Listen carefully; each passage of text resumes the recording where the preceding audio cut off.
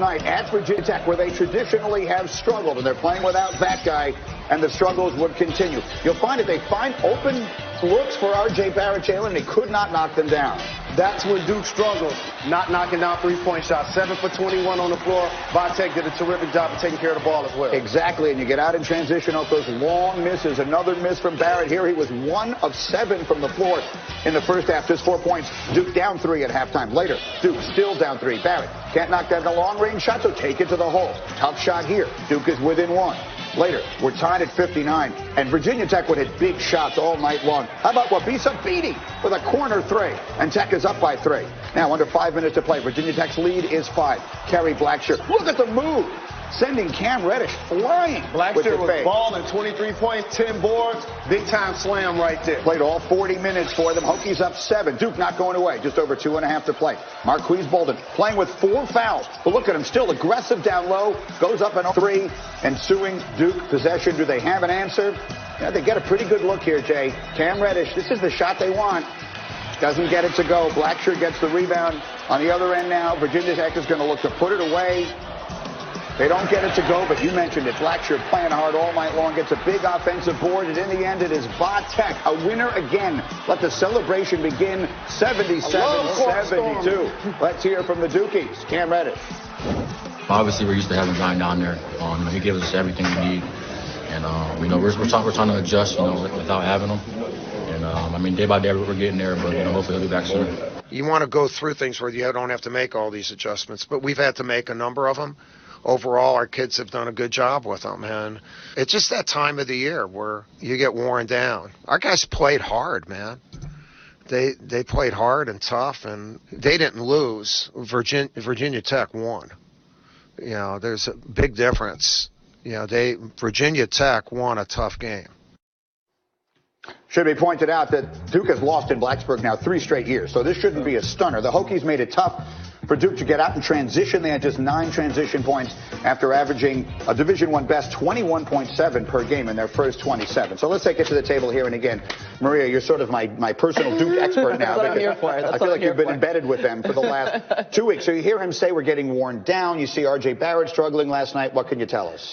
First of all, congratulations to Buzz Williams. He's playing without Justin Robinson, and they're still be able to pull off that win against Duke. But I think the biggest thing that Coach K is pointing to is we talk about it all the time. Freshmen hit a wall at some point, and Duke is not only hitting the freshman wall, but they're being forced to do it without Zion Williamson. And you saw there R.J. Barrett coming back onto the court. I was told that he was sick early on. He had to go back and speak to the trainers. The athletic training staff had to get him back together for the second half, and you could see it almost in the numbers. He finished with 21 points after going 1 for 7. So his illness was affecting him, and a lot of the players were actually sick when they played against UNC as well. So kind of the flu running through that team. Duke will find a way to get itself together. Zion's going to return, and before you know it, they may win the ACC championship in the tournament. They may win it all. But these are first world problems. Trust me. Coaches around the country aren't complaining for Duke because they still have 3 or 4 other All-Americans that they trot out there every night about them being sick, about them hitting a wall, about them being tired. The biggest thing that jumps out to me about Duke's basketball team is,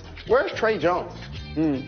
Right? Yeah. So we know he locks down defensively, but on the offensive side, he's been giving them nothing these last couple of games without Zion in particular. And look, we talked about their fatal flaw, and they have one. They can't shoot the ball from the outside. No team has ever shot the 3 as badly as they do and won the national championship, and we saw it again last night. I think coming into that game against UVA, they were shooting at like 28% from 3, and the first time that we've ever seen them really knocking down shots from long range was against Virginia, and they were completely unstoppable. It was a completely different team. But what you hope in this case, Jalen, and if you're Coach K, that through this adversity, the team's learning. Because at the end of the day, I don't think it's about the ACC championship. It's about winning a national championship when you've got that many blue chippers on your roster. And also, the one thing about Zion being out, it gives other guys a chance to get minutes, and the coaching staff get a chance to use some different lineups that they wouldn't normally get a chance to use. So it's going to build depth. Let me ask you this. Do you know who Jack White is? I do. Do you know who Alex O'Connell is? I do. Those are the guys that have to knock down shots for them. Those are guys who have to step up and hit threes. And there might be names that you don't know back at home, but that's who Coach K is relying on from 3 right now. And also, Greeny, we talked about this a couple of weeks ago. When Duke struggles, they're going to look to Cam Reddish late to make a big shot. That happened yesterday. He had the look last night. He just missed it last night. He won the game against Florida State with that big shot. He Correct. had that shot. Yep. All right, I'm going to get you to the NBA here because this wasn't the game of the night, but it was the most interesting game of the night. Celtics and Raptors. Kyrie Irving's team struggling from the jump. Let's pick this thing up in the second quarter, and I want you to watch. When Kyle Lowry is pulling up and hitting shots like this, you know it's going to be a good night from way downtown Jalen. Bang! Raptors up 12. I was really disappointed in the body language of the Boston Celtics, the effort of the Boston Celtics, and Kyrie Irving seemed disinterested the entire game. A little chicken wing there. Is that an offensive foul? Do you like that call? I do not like that call. Great acting by Danny Green. Irving was frustrated, didn't like it. He had a bad night. 3 of 10 to 7 points. Now look at this here. We're going the other way. Kawhi Leonard, give me a big slam. Well, maybe not. But either way, Celtics offense really struggling. Now, closing seconds of the second. Watch this here. As Jason Tatum, he drives, he gets stuffed. He's waving at the referee in frustration because he got called for an offensive foul. Nick Nurse is saying, give it a technical. He deserves a technical. And so on further review, they do call the technical there. So he gets the call that he wants. Tatum can't believe it. Brad Stevens had these thoughts. Oh, everybody saw it. Who cares? It was that kind of night for Boston. He may have a point, but that's not what decided this game. His team got destroyed. Third quarter, Raptors up 18. And look at Leonard underneath. Kawhi Leonard, career highs in points and rebounds. Really efficient for the Raptors this season. Larry had 11 assists. Leonard had 21 points. And how about Pascal Siakam throwing it down? He had a huge night. 25 points, 8 boards. Raptors win it 118-95. Brad Stevens, watch. I thought we were just outplayed in every which way. And I don't want to take away from Toronto. But am I thrilled about how we played? No. The reality is that we're taking a lot of shortcuts and not being as solid as we have been in the past. We have to be a lot more connected as a team. It's been a theme for a while. Brad talked about just defensively, guys have been taking shortcuts. So do you see that, and how do you guys fix things like that at this point of the season, do you feel like? I don't know, it's up to Brad. Marcus said that you guys aren't playing together. Is that a fair diagnosis? I mean, that's Marcus's opinion. So, you respect it. These are tough times for the Boston Celtics. They're 2-5 in their last 7. They've been outplayed in every which way. They've been outscored by 24 points in the paint, by 24 points on second chances, and by 26 points on the fast break during that span. We're going to talk more about them in a minute. But let me first show you what was the best game of the night. Oklahoma City and Denver. So this is a big game between two really good West Conference teams. First quarter, Nuggets are up 10. Oh, Jalen, how does Isaiah Thomas get this one to go? This was an exciting game to watch. It's great to see Isaiah Thomas playing quality minutes for the Nuggets. Scored 11 points. And here's your guy, Nikola Jokic, showing you the range, hitting the 3. Denver has a 13-point halftime lead. Now, weird sequence in the third quarter. We're going to talk about this at some length because you're going to see a young fan reach out right on the court and touch Russell Westbrook. And Westbrook not happy with it. I think Westbrook handles this extremely well. He goes over, he has a calm, patient conversation with the young man and with his father. You'll hear Russell's explanation of it in a moment. Meanwhile, let me get back to the game here.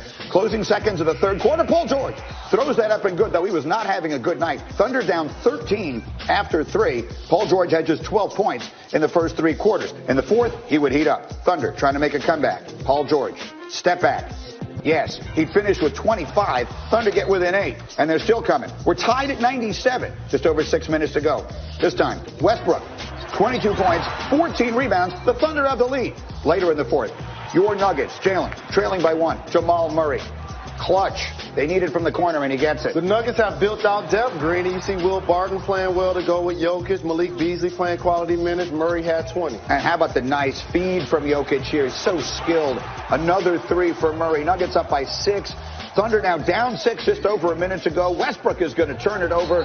He's frustrated and doesn't like the call, but it isn't going to matter. Jokic will walk off to a standing ovation. 36 points, 10 boards, 9 assists. The Nuggets are 42-18. But Russell, about that situation.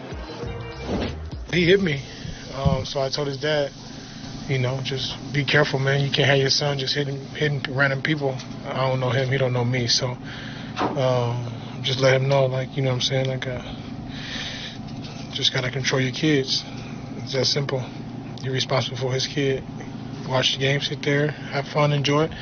For all the fans, though, it's too much leeway, man, for the fans to be able to touch the players and get away with it, and then you can't react. And, and do the things that we need to do to protect ourselves. So it's important, man, that they understand, kids, whoever it is, dads, moms, that they can say what they want as long as it's, respectful.